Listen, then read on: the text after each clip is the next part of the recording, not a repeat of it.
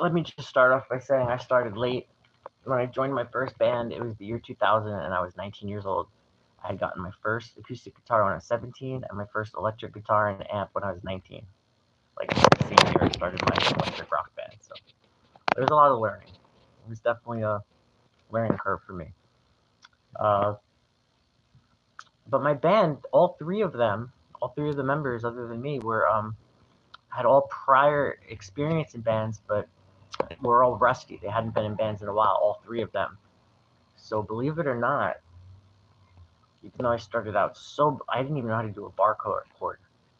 But me and the other principal singer songwriter, we would meet up at each other's houses. So every time we'd meet with the band, we'd try to have like 5 songs, and we did. It would be like two of mine, two of his, and then literally one we would write together. I remember, for example, Pottersville. I had the verses. He came up with the choruses. I started the melody and got stuck halfway through. He finished it. We brought it to the band.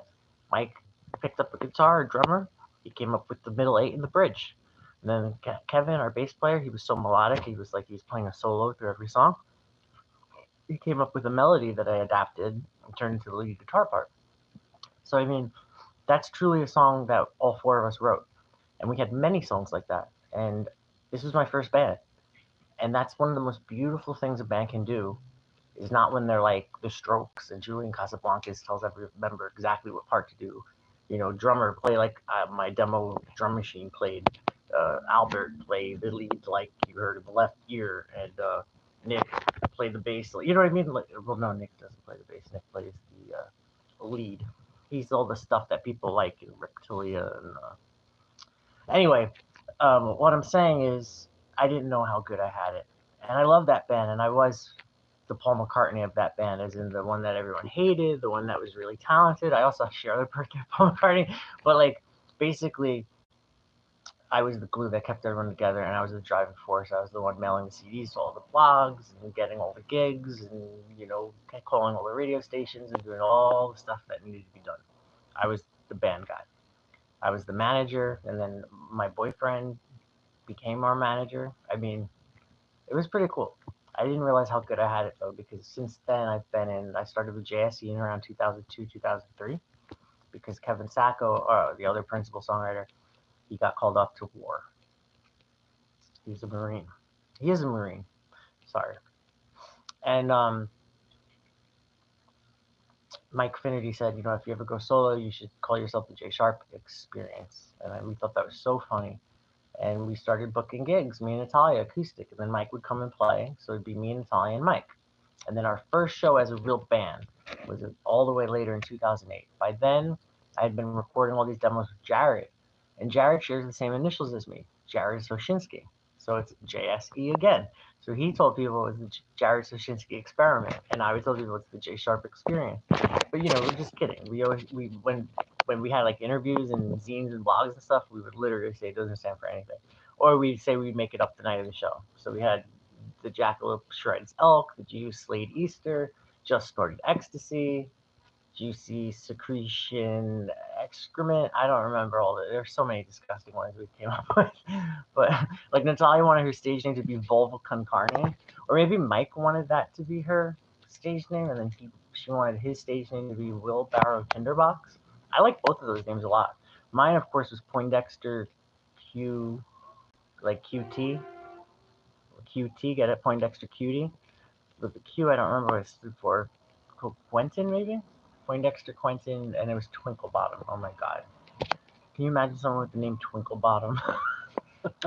But I digress.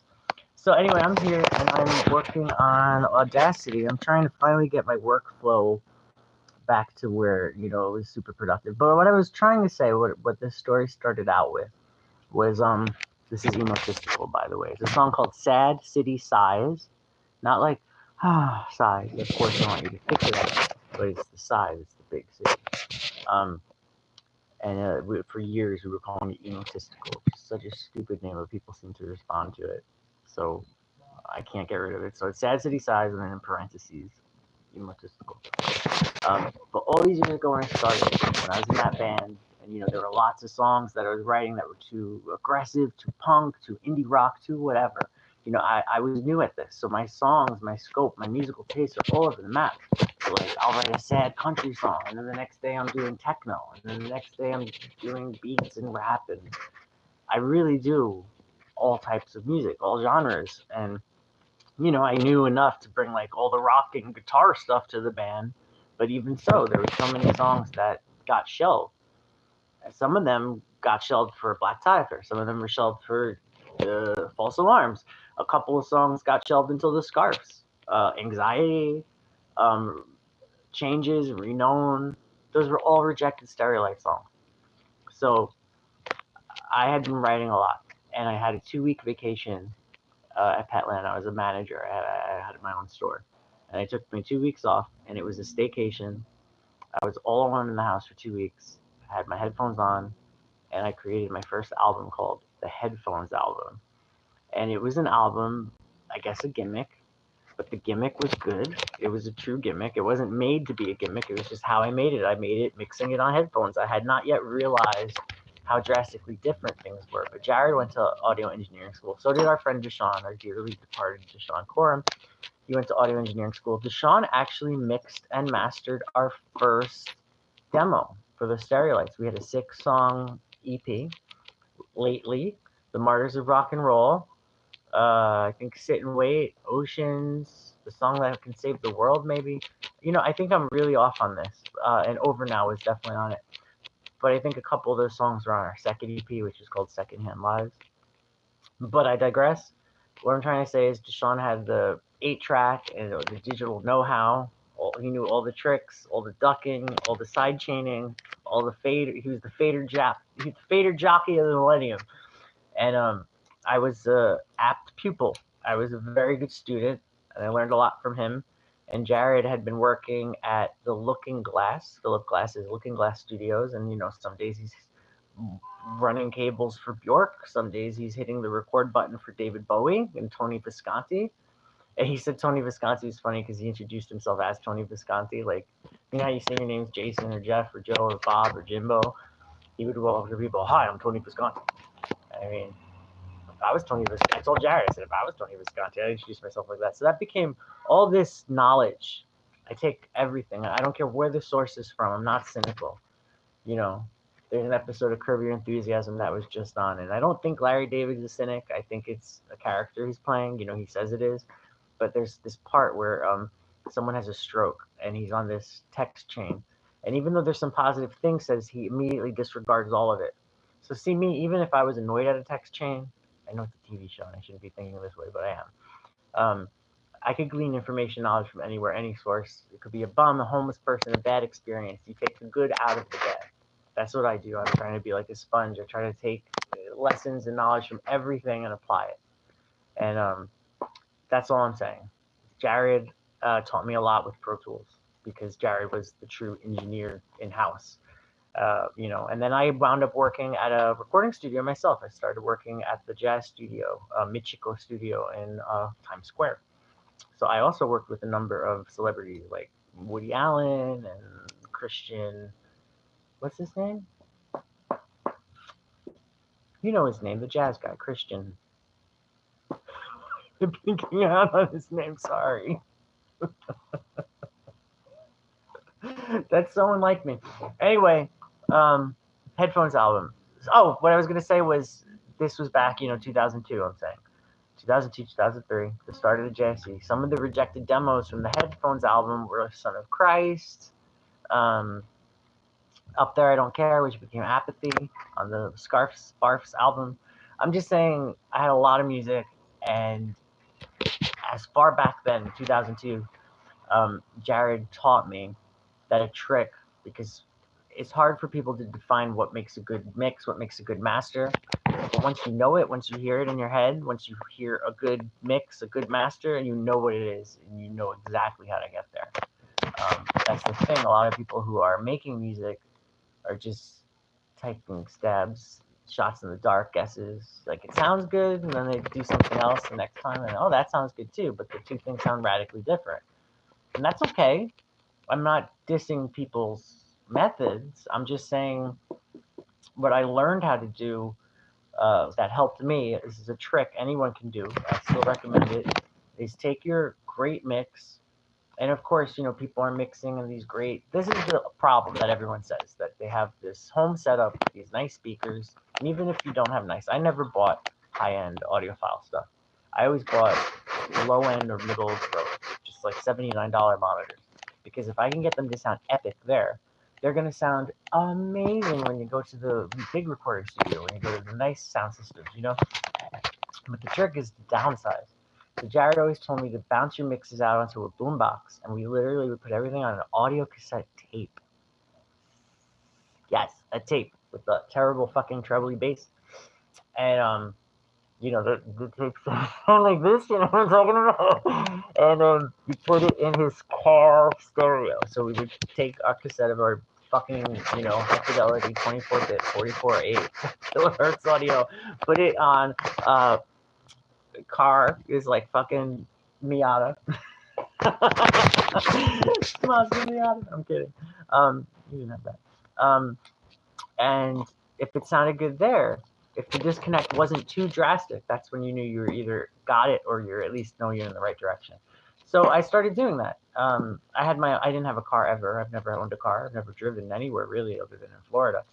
So my point is that I had a little reel-to-reel tape that I would keep reusing the tape. So it would sound, I'd be getting my losses. What's the term I'm looking for? Whatever. All I'm saying is, I don't give a fuck. I've been working on this album, The King Crawls, for like 15 fucking years. We started recording it, I think, at the end of 2010. Swear to God. It just keeps growing. I added Plan B to it most recently, and the last time I added The Departed Greats. So I have two of these classic songs. It just never came out of the JSE, and I keep thinking this is our swan song, because I don't want to say I'm sick of them. Let's say they're sick of me. And no one's really said this, but it's implied. Okay, let's say that. So this band, as it was, is not getting back together. This is our final album. I have all the performances set. As of right now, it's 16 songs, and it's beautiful. And it sounds good on stereos. It sounds good on my TV. It sounds good on the laptop. It sounds good on a fucking mono speaker. This is what I'm using lately. I mixed down to mono. Fucking working like the Beatles here, people. And we're back in the 60s. So basically, I've just been mixing down to headphones. And I now have, with this beautiful Windows 13 laptop my dad got me for Christmas, I have the ability to mix up to 32 pounds. So my next project will probably be that 6-hour song I'm working on with the Pretentious Pretenses deal, big ambient, long half-a-day song. It's not really half a day, it's 6 hours. It's going to be like, not even an album. I'm not making a 6-hour album. I'm making a 6-hour song. I know, I'm crazy. So I'm thinking maybe we'll be that ambitious to mix that to 32 channels. I don't know. Why am I always biting off more than I can chew? This is what I chose to do in my life. I don't know. So the point is, Emotistical sounds amazing, and I'm doing some unique things that I've never done before. Like, I ran through AI and separated everything again, because I've mixed and remixed this song, Emotistical, and I have slightly various variation versions of but they're all synced up. So basically, the AI will take your drum track and make it sharper. It kind of fills in the blanks and hears what it wants to hear as drums, and it'll kind of replicate a muddy hit and make it a sharp snare sound. And then, like, it'll take your muddy bass and make it like a bump slap bass. So it's kind of like fake. It is filling in blanks with AI. It's not just using AI as a vocal remover like the way Paul McCartney used AI for the Now and Then Beatles song. I did do that. I did remove the vocals first, but then I went 3 steps further, and I would go in and remove reverb, remove delay. I'm basically stripping it back to the basics, rebuilding it from the ground up. I have all these stems separated. So now I have these 2 master tracks, and I'll start off with one of them, and it has a good groove. I was going to actually show you, but I'd rather just explain the music because I'm fucking crazy. And let me see. So we're going to start out muting this second master track. The other one is down here, so we're going to play this section. I just want you to hear the kick this has. Oh shoot, I have my headphones in. Okay, this is good enough. No. Now we solo it. If I could find my mouse. Okay, see the cursor's up there. I'm using my television as well. Let me do this again. Oh, it sounds so good.